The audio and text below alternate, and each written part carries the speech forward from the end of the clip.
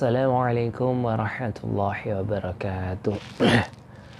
Alhamdulillah rabbil alamin bihi nasta'inu ala umuri dunya waddin. Wassalatu wassalamu ala asyrafil anbiya'i wal mursalin sayyidina wa habibina syafiina qurratu a'yunina wa maulana Muhammadin sallallahu alaihi wa alihi washabbihi ajma'in. Amma ba'd. Alhamdulillahirabbil alamin. Alhamdulillah, untuk selanjutnya setelah tadi kita belajar tentang nahwu, kita sekarang beralih pada fan sorof gitu ya. Masih beler hidung saya. Jadi kita sekarang tentang sorof, melanjutkan pertemuan yang kemarin gitu ya, minggu pekan kemarin. Ini memang sengaja dalam setiap pertemuan kita 2 materi langsung gitu ya, supaya artinya meskipun sedikit-sedikit kita continue dalam belajarnya, kontinuitas, tidak ada putus gitu ya. Kalau seperti kemarin tentang nahwu kan kita terputus gitu ya. Habis kalam selesai itu ada tentang kalimat, bentuk kalimat, tidak tentang sorof, ke nahwu lagi itu seakan-akan gimana gitu.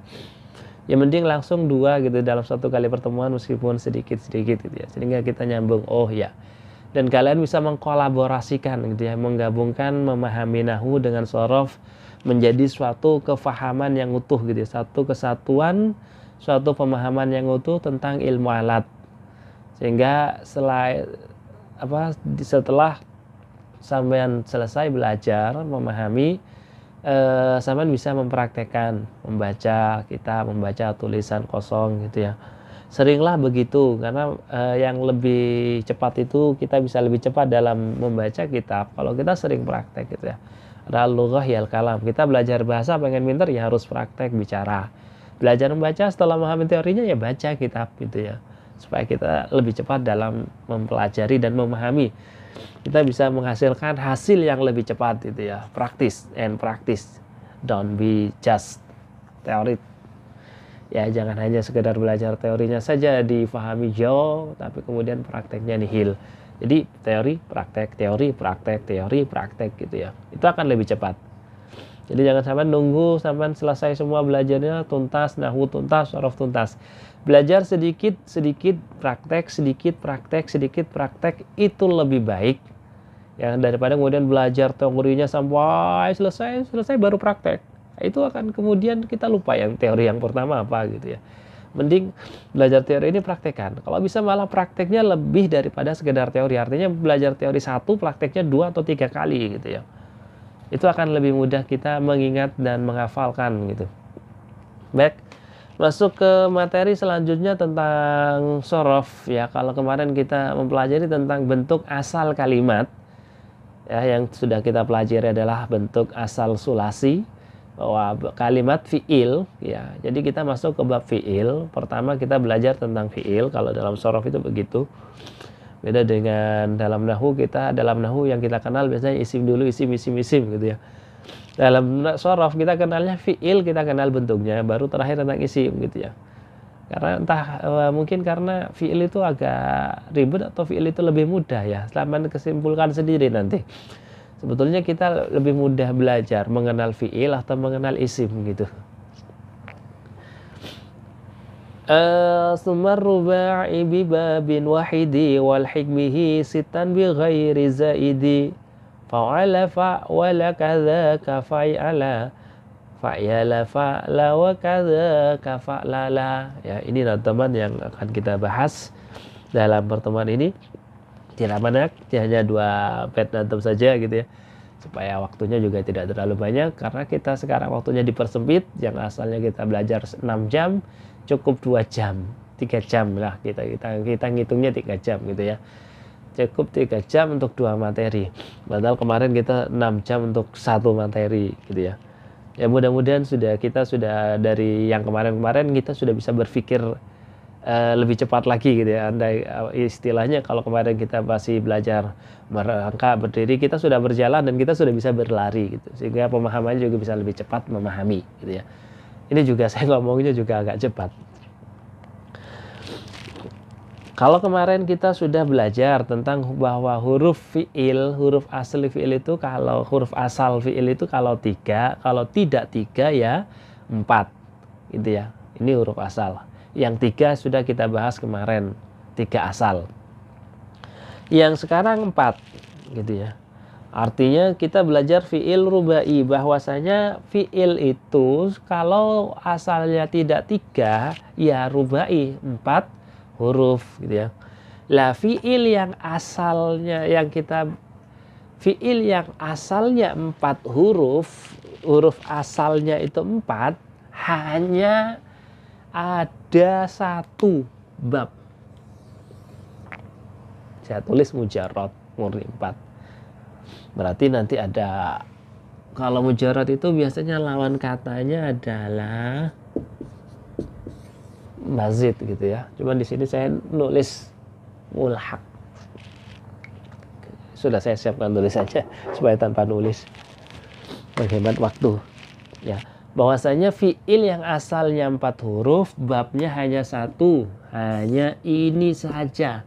Fa'lala, tidak ada bentuk yang lain gitu ya. Beda dengan yang mujarrad kemarin. Kalau fi'il sulasi yang mujarrad yang huruf asalnya 3 itu ada 6 bab. Kalau rubai hanya ada 1 bab, fa'lala. Kalau kemarin fa'ala, di sini ada yang berbeda yaitu pada lam fi'il. Sehingga kalau fi'il rubai itu ada istilah lam fi'il pertama dan lam fi'il kedua. Tetap namanya ini lam fi'il, makanya huruf lam yang ditambah. Fa-nya fa fi'il, ainnya ain fi'il, lam fi'il, lam fi'il. Berarti lam fi'il pertama dan ini lam fi'il kedua. Jadi babnya hanya ada 1 saja. Di fi'il rubai itu fi'il yang asalnya 4 huruf hanya ada 1 bab. Kayaknya dalam amsilah tasrif ya cuma 1 bab saja. Fa'lala yufa'lilu fa'lalatan wa fi'lalan wa mufa'lalan fa wa mufa'lilun wa daka mufa'lalun fa'lillatu fa'lil mufa'lalun mufa'lalun. Hanya itu saja. Ya. Makanya juga dalam prakteknya, dalam kenyataannya, dalam tulisan kitab itu fi'il rubai ya jarang kita jumpai fi'il rubai. Yang akan sering kita jumpai adalah fi'il sulasi ya. Jadi diperhatikan dengan baik dan betul tentang fi'il sulasi gitu ya. Karena fi'il sulasi itu yang akan sering kita jumpai dalam praktek membaca gitu ya. Dalam membaca kitab itu kita akan sering menjumpai ya, fi'il sulasi. Fi'il rubai itu sangat jarang ya, sangat jarang. Bahkan kalau dalam satu kitab itu sulit kita akan menemui oh ini fi'il rubai. Seringnya akan kita lihat fi'il sulasi, baik yang mujarrad ataupun mazid. Ya. Fi'il rubai itu mujarrad saja, nggak ada, jarang, bukan nggak ada ya, apalagi yang mazid gitu ya. Makanya cuman ditemukan dibuat formula hanya 1 bab saja, ya, tidak lebih. Ya hanya fa'lala saja. Ya, setelah dari itu nanti kalau umpama ada rubai ya itu berarti dari mazid, dari sulasi gitu ya. Sehingga saya tulis di sini ada yang memang mujarrad, ada yang mulhaq. Walhiq bihi sitan bi ghairi zaidi. Nah, bahwasanya ada fi'il yang aslinya 3 huruf kemudian ditambah 1 huruf untuk disamakan dengan fi'il rubai mujarrad. Itu namanya rubai mulhaq. Ya. Jadi mulhaq itu adalah sebuah fi'il yang disamakan dengan wazan fi'il yang lain. Itu namanya mulhaq. Ditambah hurufnya supaya tasrifannya sama. Lah fi'il yang dimulhaqkan dengan fi'il mujarrad wal hikbihi gitu ya. Itu ada 6 bab. Ya. Ada fi'il asalnya sulasi ditambah 1 huruf supaya jadi rubai. Sehingga ada nanti fi'il rubai itu ada rubai mazid, ada rubai mulhaq, dan itu dari sulasi mujarrad. Ya. Dari fi'il sulasi mujarrad. Dari fi'il rubai sendiri bisa dibilang adanya mazid nanti ya, adanya mazid. Oke, nanti di takhir. Nah, yang jelas, jadi ya, kita Kalau fi'il itu artinya dalam shorof kita belajar simpel aja, tidak perlu terlalu banyak teori gitu ya, karena memang shorof itu sebetulnya belajar praktek gitu ya. Artinya kita kenal, oh ini rubai, sudah selesai, tidak perlu terlalu banyak teori. Kalau dalam shorof kita tidak perlu banyak teori, karena kita akan melihat langsung fakta-fakta bentuk kalimat. Ini begini, ini fi'il rubai namanya. Ini loh, fa'lala itu fi'il rubai. Nah, ketika seperti ini namanya nanti rubai mulhaq. Nah, maunya fi'il rubai, fi'il yang asalnya 3 huruf kemudian disamakan dengan tasrifan, ya. Disamakan dengan tasrifan fi'il rubai mujarrad sehingga ditambah 1 huruf, itu namanya rubai mulhaq.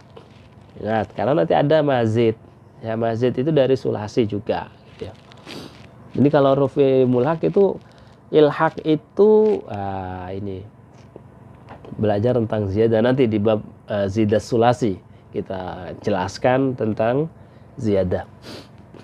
Kita sekarang tentang ini aja, fi'il rubai. Rubai itu artinya fi'il yang 4 huruf. Fi'il yang hurufnya ada 4. Itu kadang memang ada yang asli 4 huruf, ada yang memang ada tambahan, artinya asalnya 3 ditambah 1 jadi 4 supaya tasrifannya sama dengan rubai tadi gitu ya. Itu namanya mulhaq.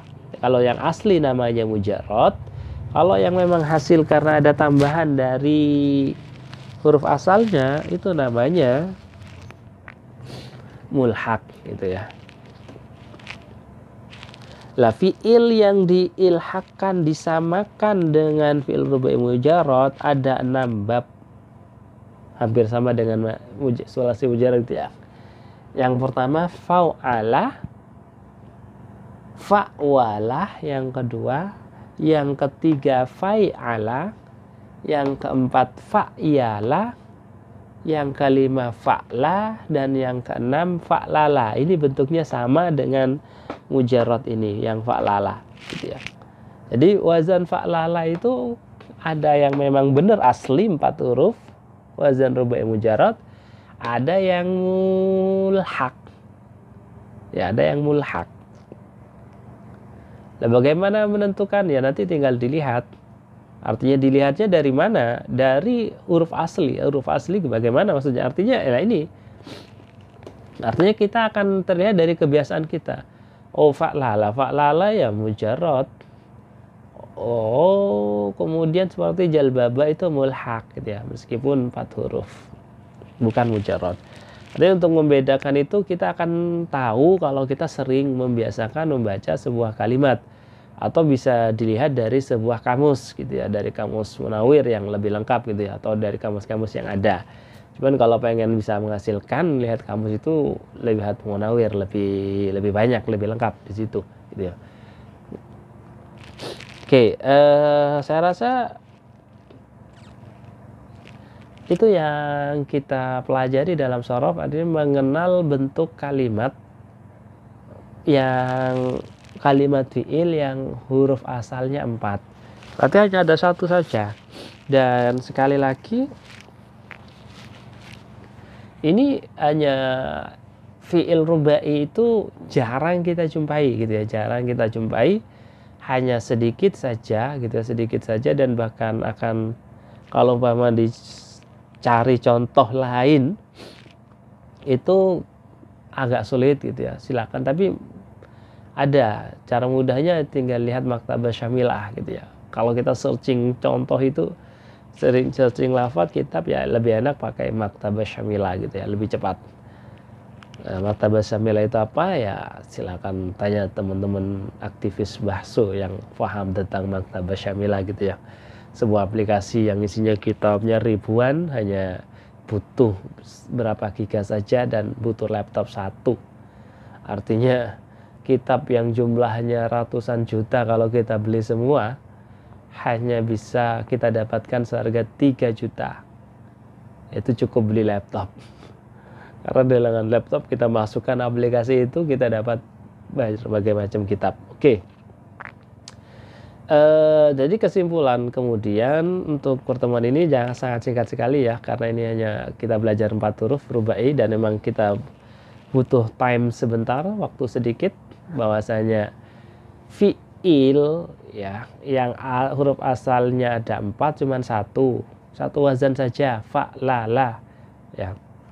Tasrifannya dicoba diulangi lagi yang sudah lupa ya, belajar di tasrif. Fa'lala yufa'lilu fa'lalatan wa fi'lalan wa mufa'lalan wa mufa'lilun wa dakam fa'lalun fa'lillatu fa'lilun fa'lalun mufa'lalun. Lancarkan tasrifan itu.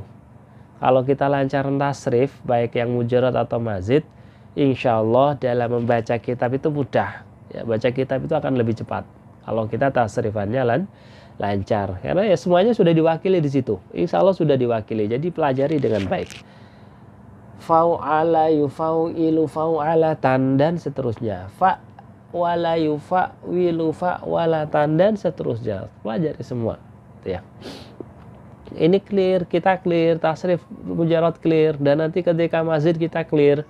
Insya Allah kita mudah baca kitab gitu ya. Haman ikuti saja panduannya, kita haman ikuti pembelajarannya sampai selesai.